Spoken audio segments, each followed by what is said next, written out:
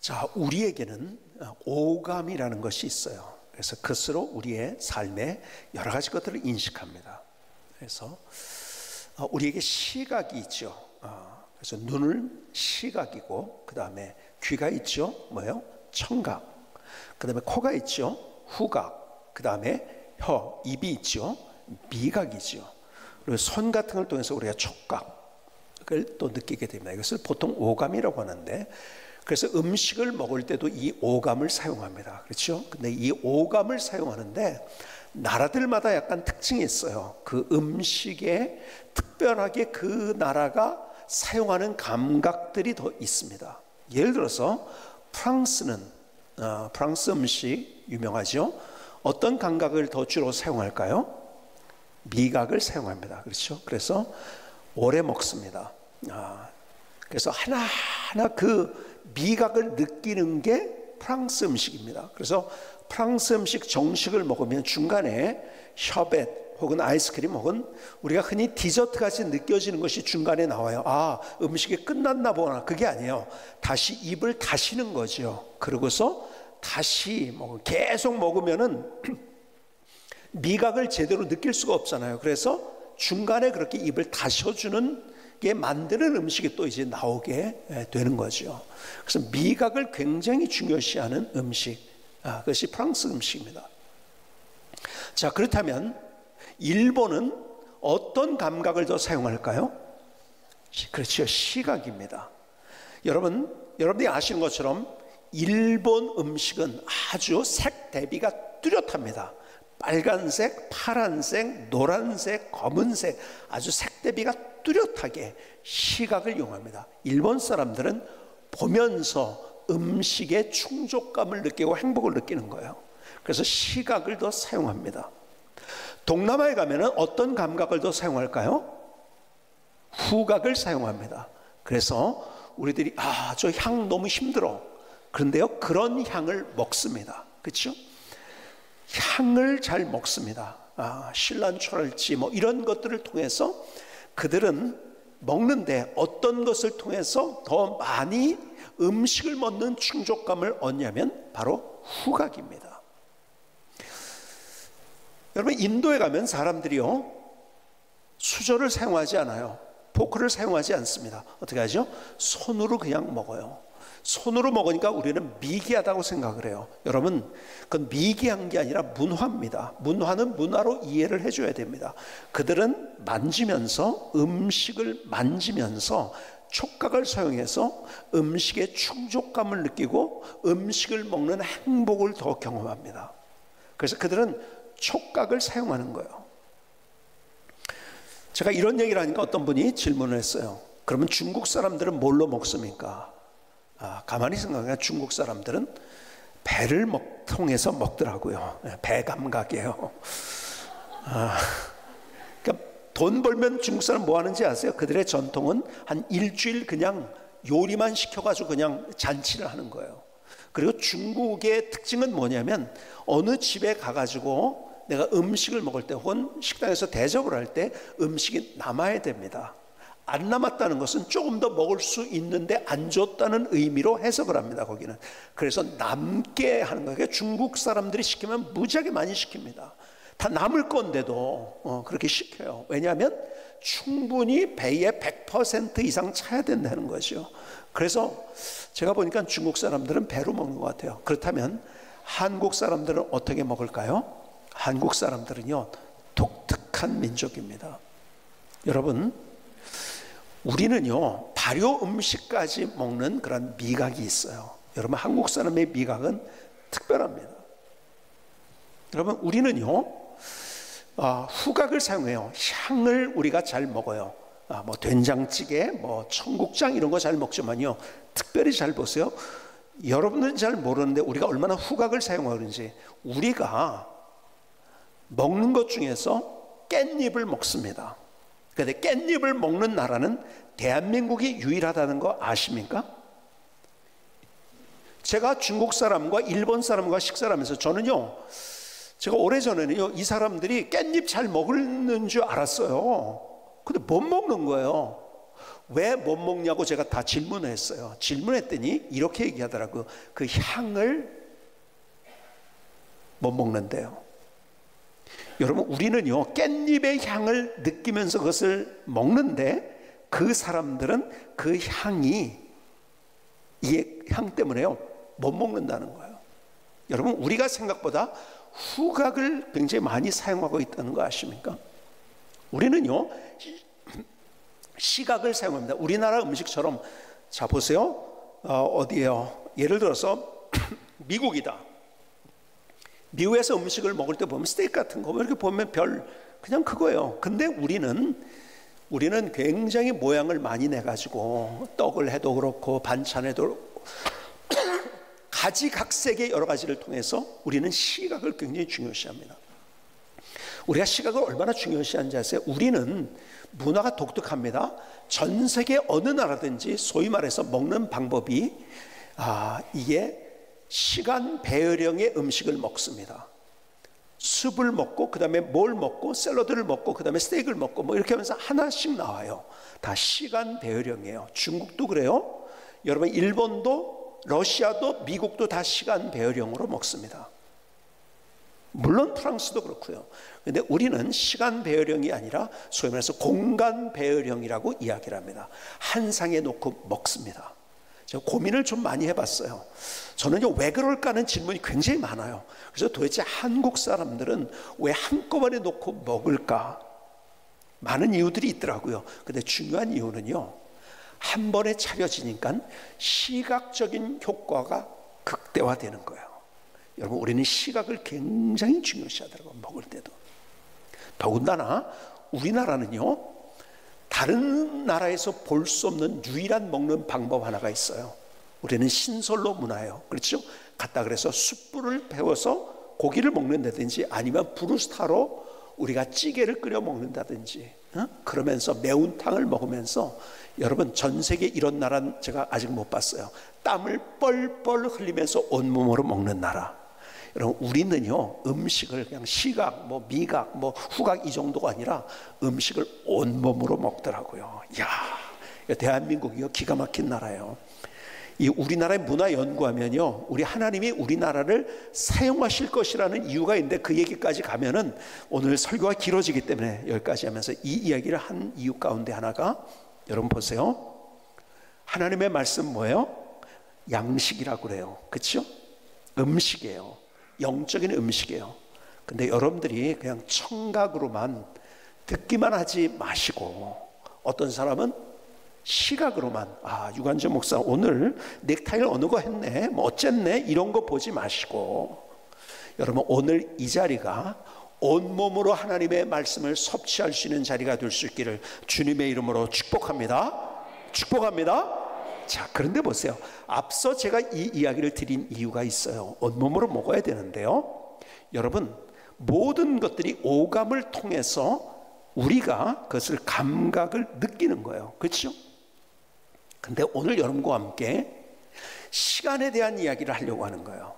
가만히 봤더니요, 시간을 전문적으로 느끼는 감각기관이 우리에게 없더라고요. 그러니까 내가 여기에서 무슨 뭐 타고 있어요. 탄 냄새가 딱 나서 타네? 불이 났네? 이걸 아는데요, 시간은요, 예를 들어서 우리가 어느 동굴 속에만 그냥 계속 있다 그러면요 며칠이 지나갔는지를 우리가 계산을 못합니다. 여러분, 특별한 게 뭐냐면 우리는 시간을 전문적으로 느끼는 그런 감각기관이 없다는 거예요. 그래서 우리는 시간을 어떻게 아느냐, 옛날에는 태양을 통해서 뜨고 지고, 그래서 그것을 통해서 해시계가 있고요, 그러면서 우리가 시계가 만들어져서 우리는 뭘 의존하냐면 시계를 의존해서 시간을 우리는 느낍니다. 그러니까 내 몸에서 느끼는 게 아니에요. 보조 수단을 통해서 시간이 흐르고 있다는 것을 우리가 사실을 느끼고 있다는 거예요. 그러니까 문제는 뭐냐?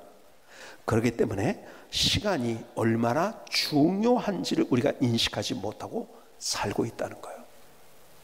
너무 중요한 건데 시간이, 우리의 느끼는 감각기관이 없으니까 그렇게 중요하지 않게 그냥 시간, 몇 시니까 뭐 해야지, 그냥 흘러가는, 그냥 흐르는 시간만을 우리가 생각하고 있다는 거예요.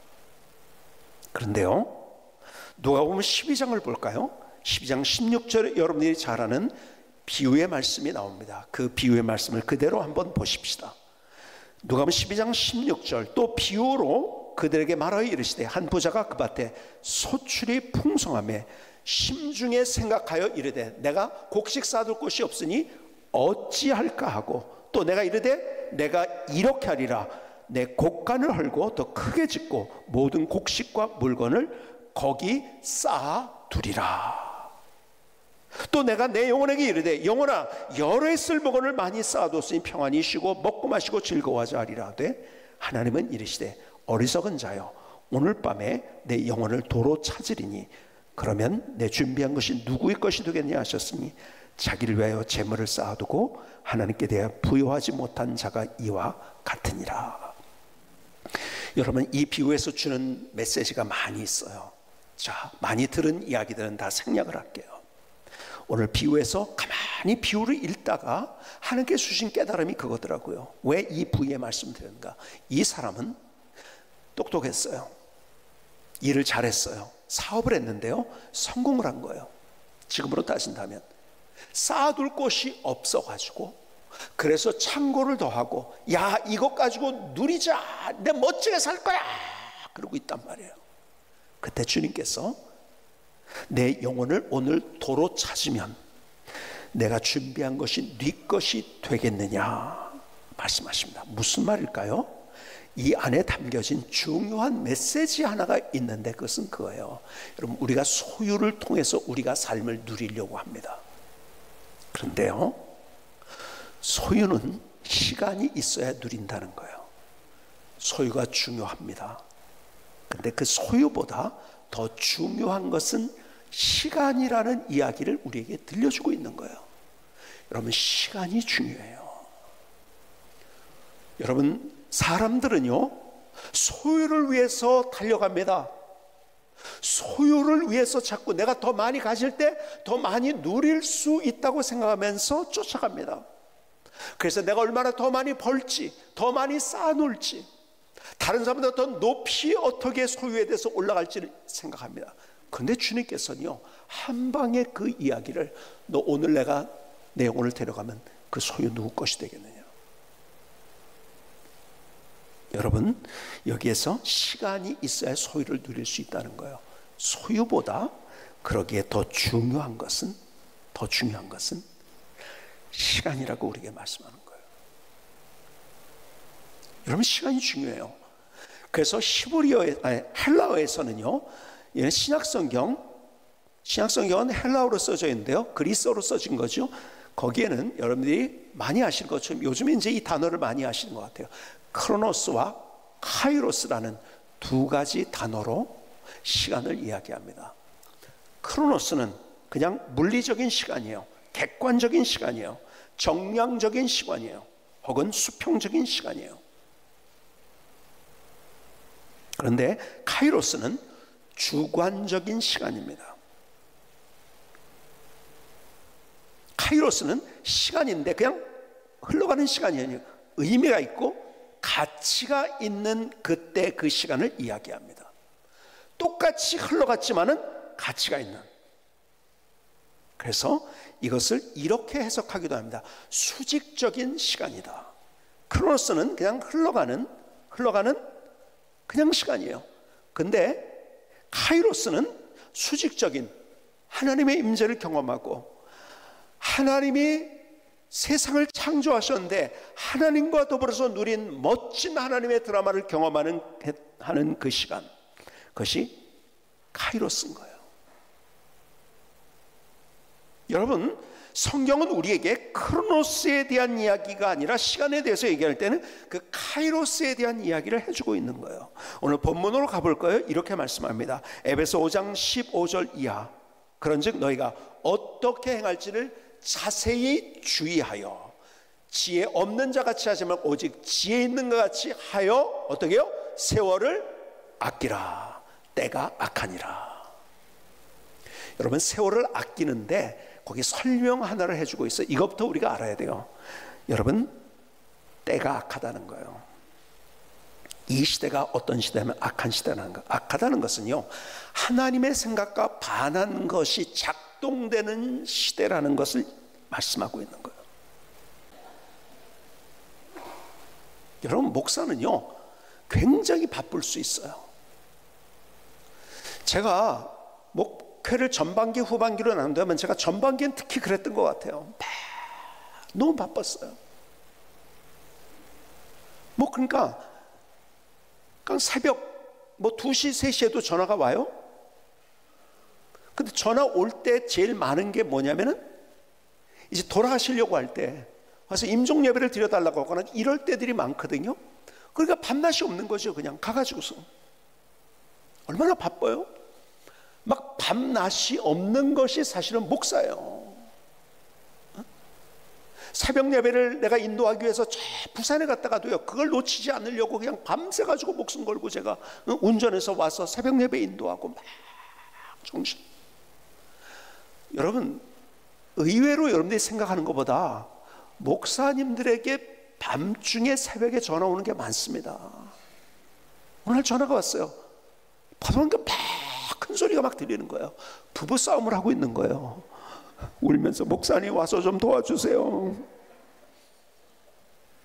그 가서 말려줬어요, 제가. 여러분, 목사는요 긴급한 일도 많고 바쁜 일도 많아요. 그런데 거기에 함몰되다 보면 나쁜 목사가 되는 거예요. 그것보다 더 중요한 것이 뭘까요? 내가 그렇게 뛰어다닌 것보다 더 중요한 것이 내가 하나님과의 관계인 거예요. 그렇죠? 그게 더 중요하죠. 그렇죠? 여러분, 내가 말씀을 연구하는 거예요.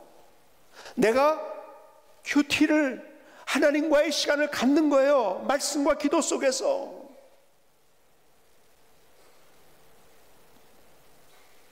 여러분, 그래서 내가 먼저 하나님과의 관계가 제대로 될 때 이게 진짜 좋은 목사가 되는 것이, 내가 다른 사람들 돌아다니면서 막 이런 좋은 목사가 될까?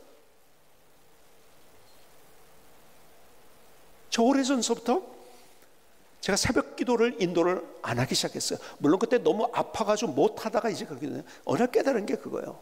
제가 새벽 기도 인도하려고 반나절 이상을 그냥 애를 써버리더라고요. 저는요, 뭘 하려면은요 대충 하는 스타일이 아니에요. 애를 써야 돼요. 그러다 보니까 내가 새벽 기도를 위해서 시간을 쓰지, 내가 정말 하나님과의 관계 속에서 갖는 그러한 시간을 얼마나 쓰고 있는가. 물론 제가 몸이 안 좋았을 때 내가 우리 다른 사역자들이 같이 그것을 인도하게 됐지만, 그럼에도 불구하고 하나님과의 관계 다 중요한 것이 뭔가. 그러니까 바빠질수록 마음이 힘들어지는 거죠. 그러니까 여러분, 바쁜 목사는요 나쁜 목사예요. 여러분, 내가 하나님과의 관계가 제대로 되지 않은 상태에서 제가 설교를 해요. 내가 집회를 인도해요. 무슨 앞에서 뭘 어쩌고 저쩌고, 그게 무슨 의미가 있나요? 하나님이 그런 나를 보시면서 뭐라고 하실까요? 웃기고 있네 그럴 거예요, 하나님께서. 그렇죠? 여러분, 저에겐 더 중요한 게 있는 거예요. 참 저는요, 제가 이렇게 목회를 하다가 가끔 여러분들의 모습 때문에 제가 참 감사하면서, 야, 담임 목사보다 정말 난 우리 성도님이 있기 때문에 내가 이렇게 있는가, 이런 생각을 할 때가 참 많아요. 참 그런 모습을 알면서 우리 성도님들이 저를 찾고 싶은데도 저를 바더하지 않으려고 굉장히 노력해 주시고 감사하죠. 그렇기 때문에 또 여기까지 올 수 있었던 거고요. 어쨌든 여러분, 중요한 걸 먼저 선택해야 돼요.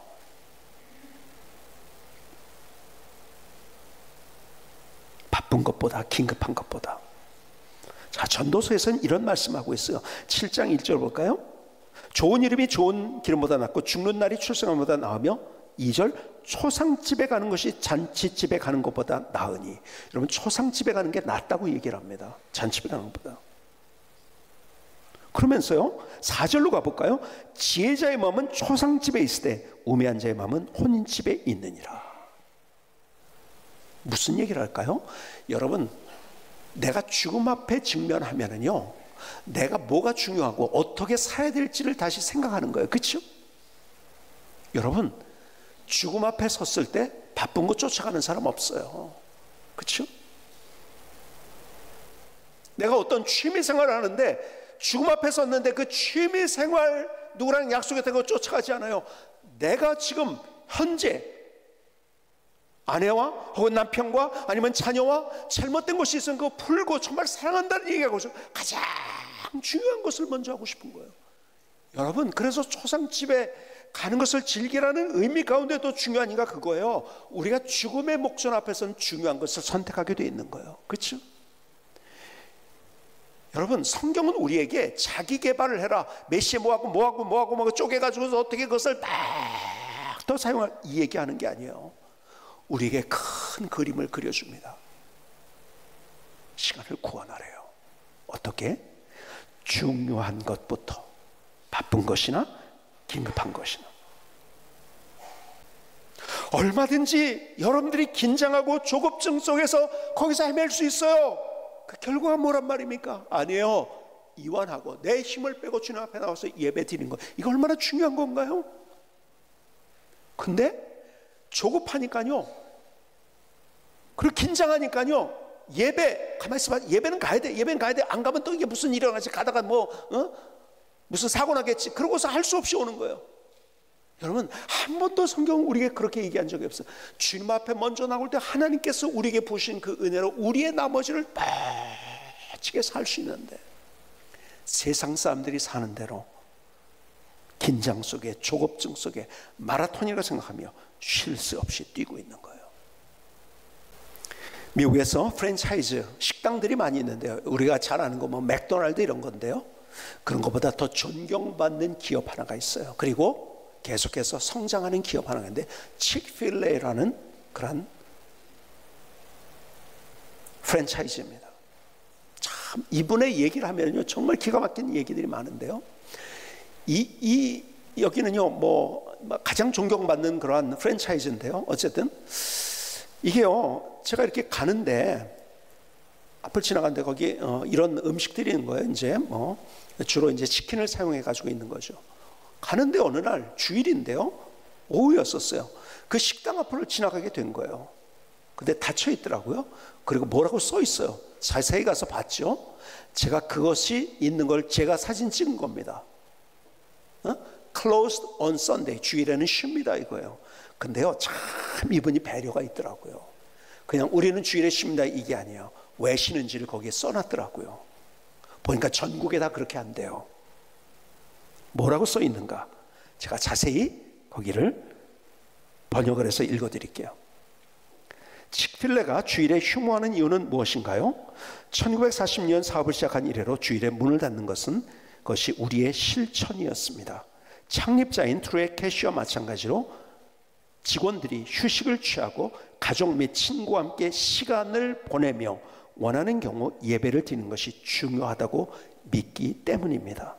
또한 월요일에는 음식 맛이 더 좋아질 수도 있다고 생각합니다.